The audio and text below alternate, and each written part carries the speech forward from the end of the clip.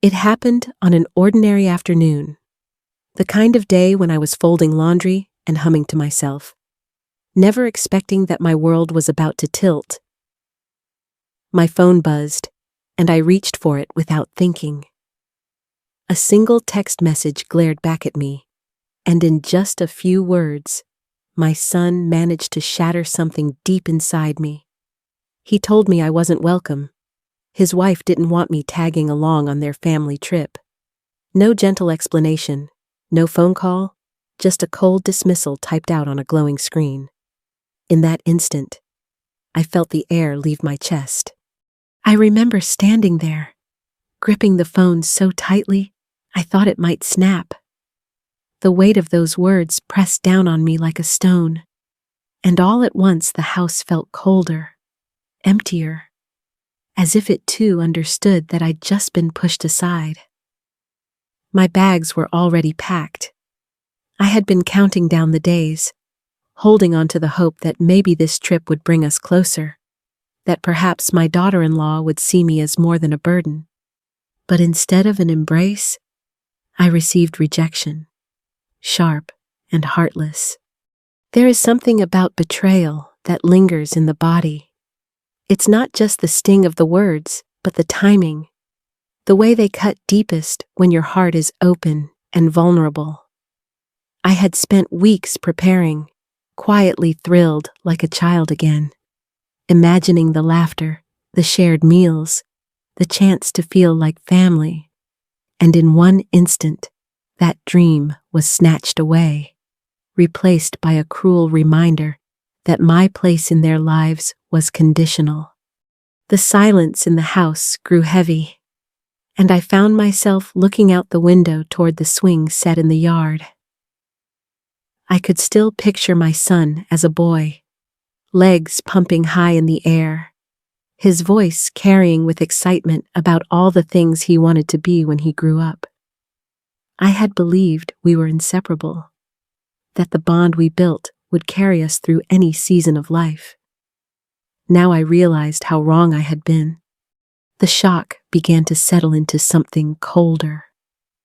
Not tears, not trembling hands, just a steady awareness that I had finally seen the truth. I was no longer blinded by excuses or false hopes. My son had shown me exactly where I stood in his world, and though it hurt more than I can ever describe, a small part of me felt something else too, something steady, almost like relief, because now, at last, I knew where I stood, and I knew this story wasn't over. That cruel text may have cut me down, but it also opened a door I hadn't dared touch before. A door leading back through years of sacrifice and devotion. A path that would remind me who I truly was before all the disappointments. And that is where I must begin. I often think back to the years when my son was small, when life felt hard but full of purpose. I can still see myself standing in our little kitchen late at night, ironing his shirts for school while the hum of the washer filled the air. There were times when I worked 2 jobs just to keep the lights on, but I never let him feel the weight of my exhaustion. Every packed lunch, every bedtime story, every birthday cake I managed to put together from scratch, it was my way of telling him he was loved, that he was my world. I remember the pride in his eyes the day he graduated high school. I sat in that folding chair for hours just to watch him walk across the stage. My hands clapped until they stung, but all I felt was joy.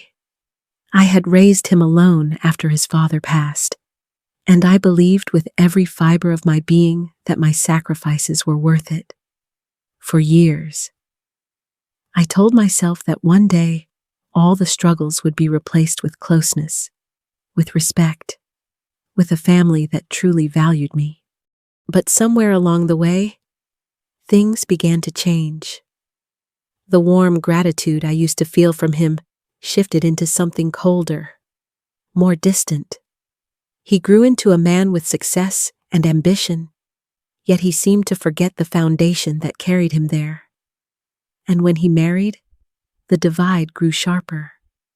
His wife never raised her voice to me, never openly fought with me, but her smiles felt thin, practiced, like a hostess pretending to welcome a guest she'd rather not see.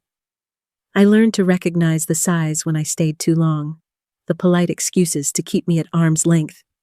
It was a quiet dismissal, one little gesture at a time, until I realized I was being pushed out of the life I had once poured myself into.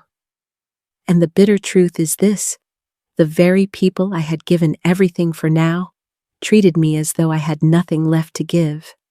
Yet deep inside, I knew that I was not as powerless as they believed. Years of resilience had taught me how to survive storms greater than this. I may have been wounded, but I was not broken. And it was in that awareness that a new thought began to take shape, a thought that would soon become the breaking point. The message about the cruise should have been just another disappointment, one more small cut in a pattern of dismissals. But somehow it felt different. It wasn't the first time I had been pushed aside, ignored, or treated as though my presence was an inconvenience. For years I had endured the sighs, the half-hearted invitations, the feeling of being tolerated rather than welcomed. I told myself it was just part of growing older, that children build their own lives and mothers must step back. But deep down, I knew this was more than distance. It was disregard. And this text was the final proof. I sat at the kitchen table that evening, the same table where I had once helped with homework and baked birthday cakes. I stared at the chipped edge of the wood, remembering the life I had built in this house. The sorrow that used to rise like a tide inside me suddenly gave way to something steadier, heavier determination. I realized I had spent too many years hoping for scraps of affection, waiting for others to validate my worth. That era of my life was over. The more I thought about it, the more I felt clarity settle in. If I was no longer welcome in their world, then perhaps it was time to stop letting them control mine. I walked into the study, a room that still carried the scent of my late husband's old books, and opened the bottom drawer of the desk. Inside were files I had kept neatly organized, but rarely touched: deeds, bank records, legal papers. As I flipped through the documents, a new kind of energy coursed through me. My son and his wife had always spoken as though they were entitled to everything I owned, as if the home they lived in was already theirs by right. But the papers in my hands told a different story. The deed to the house was in my name alone. The accounts were managed solely by me. The life they assumed was theirs for the taking had always rested in my control. It was like pulling back a curtain and seeing the truth clearly for the first time. They had mistaken my generosity for weakness, but I had never been powerless. I simply hadn't chosen to use the strength I held. Until now. That night, as I placed the documents neatly back into the drawer, I felt a shift inside me. The betrayal that once crushed me had given birth to resolve. I finally understood I wasn't just a discarded mother. I was the one holding the cards. And soon, they would realize it too. The papers in that drawer became more than ink on pages. They were keys to doors I had never opened. I spread them across the desk, the lamplight casting shadows that seemed to shift with each discovery. The deed to the house was the first revelation. I had gifted it in spirit years ago, thinking of it as a fresh start for my son and his wife. But I never legally transferred ownership. Their confidence that it was theirs had always been built on an illusion. In reality, the house belonged to me, and only me. The more I looked, the more I found. Bank accounts with my name alone, insurance policies that listed only my signature, even documents I had signed with my late husband, carefully worded to ensure that in the event of his passing, everything would remain under my control. I realized then that I had been far more careful than I gave myself credit for. My years of managing finances, of making sure bills were paid on time and investments were steady, had left me with a map of control I hadn't thought to use until now. The suspense of what I was uncovering made my pulse quicken. Piece by piece, I was assembling proof that the life my son and his wife enjoyed was not guaranteed by their effort, but by my generosity. They had mistaken kindness for weakness. They assumed that silence meant submission. But as I stacked those documents into neat piles, I began to see them for what they really were: leverage. And with leverage came freedom. I sat back in the chair, hands resting on the papers, and felt a calm settle over me. I didn't need to shout, or argue, or beg for respect. I had no interest in pleading for a seat at a table where I was no longer welcome. Respect couldn't be demanded, it had to be earned. And now I held the power to show them the difference. A plan began to form in the quiet of that study.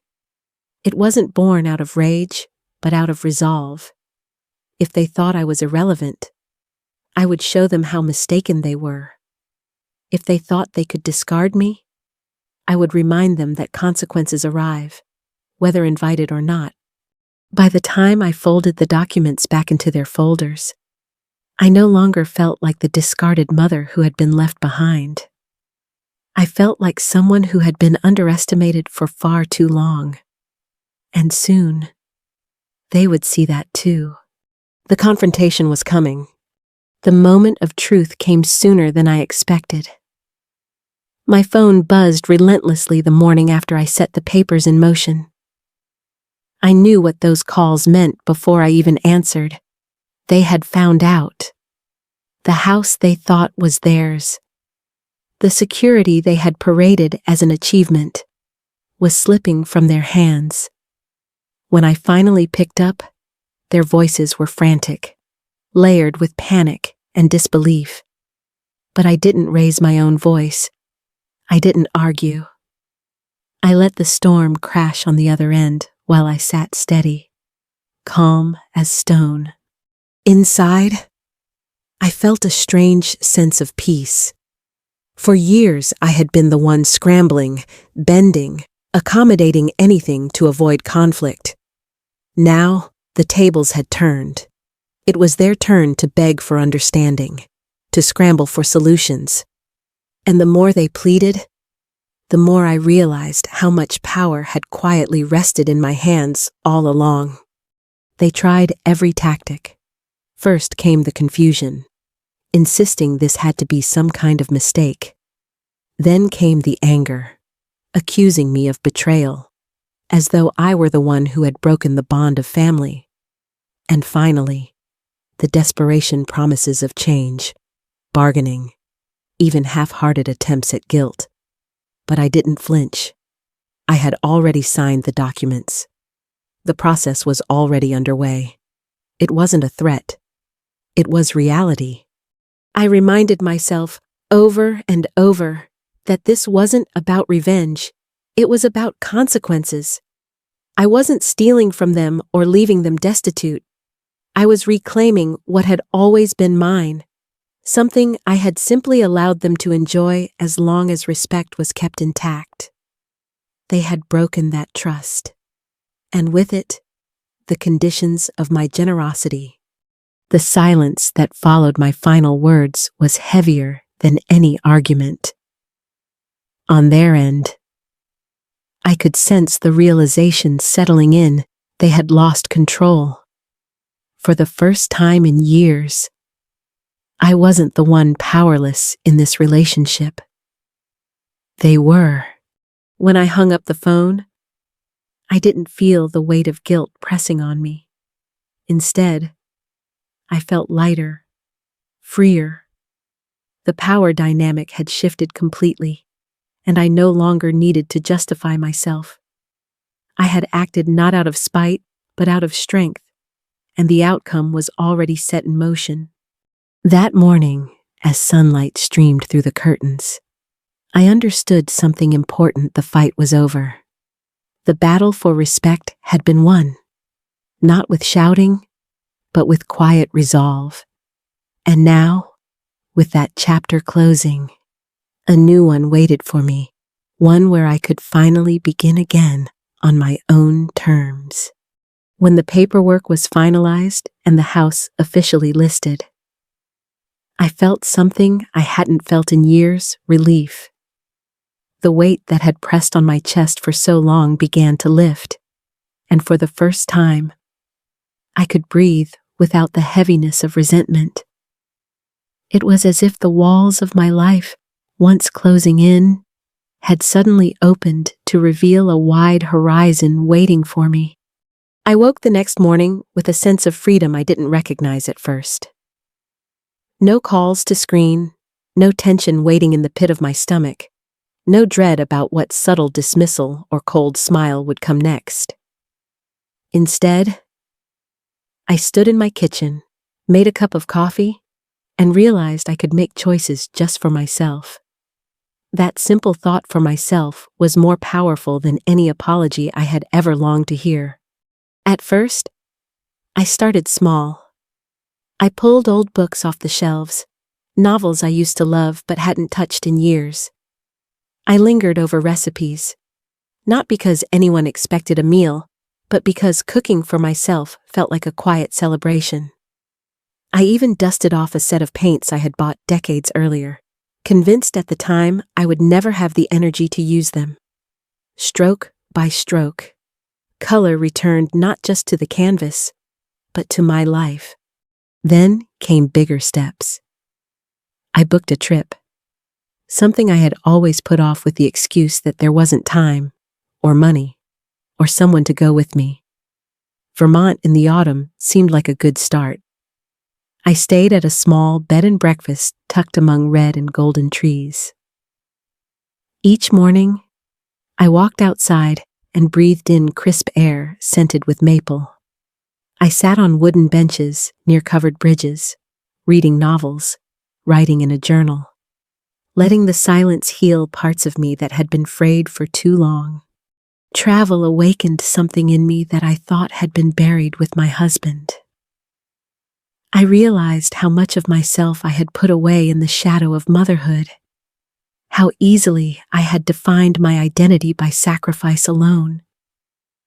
But standing on the shores of a quiet lake, watching the ripples spread under a setting sun, I knew there was more to me than being someone else's support system.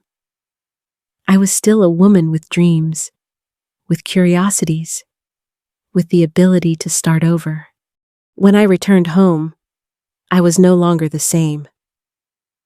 I began planning my next journey, this time across the ocean. Ireland had always been on the list, a place my husband once spoke of visiting together. It felt right to make it my own now, a way to honor both his memory and my independence. As I packed for that trip, I caught my reflection in the mirror. My shoulders no longer slumped. My eyes carried something steadier, something stronger.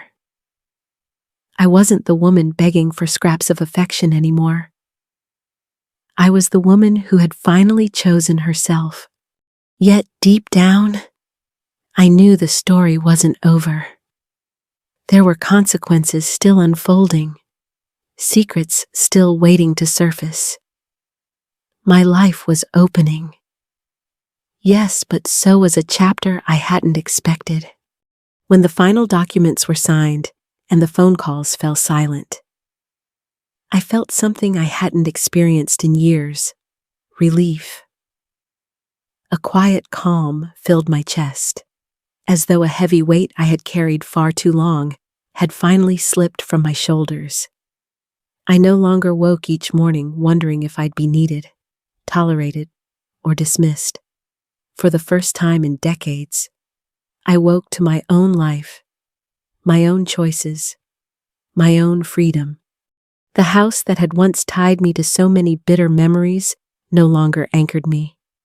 The sale was finalized, and with it came the funds I needed to live comfortably. But more than the financial security, it was the emotional release that mattered. I no longer felt trapped in the role of a mother endlessly giving while receiving so little in return. I was free to ask myself a question I hadn't dared to consider. What do I want, truly want, for myself? The answer surprised me. I wanted to live, not simply survive, not simply exist in the shadows of someone else's life. I wanted to rediscover the woman I had once been, the one who loved books, gardens, long walks, and the thrill of exploring someplace new. That thought alone lit a fire inside me. I started small. I signed up for a painting class at the community center. My hands clumsy at first, but my spirit alive with every stroke of color. I planted flowers in pots on the porch of the small apartment I rented, watching them bloom with a joy that mirrored my own growth. I began walking each morning through the park, breathing deeply, greeting strangers with smiles that felt genuine because they came from a place of peace. But soon, my dreams grew bolder. I had always wanted to travel, to see the world beyond the edges of my small town. With careful planning, I booked a ticket to Vermont in the fall, where the leaves blazed in shades of red and gold. I stayed at a cozy inn tucked into the hillside, sipping hot cider by a fire, listening to stories from other travelers who, like me, were chasing something more than routine. Each trip seemed to stretch me further. I visited coastal towns where the air smelled of salt and freedom. I stood on mountain trails where the silence was broken only by the wind through the pines. And in those moments, I realized something powerful I had been shrinking for so long to fit into a life that no longer valued me. Now, piece by piece, I was expanding again.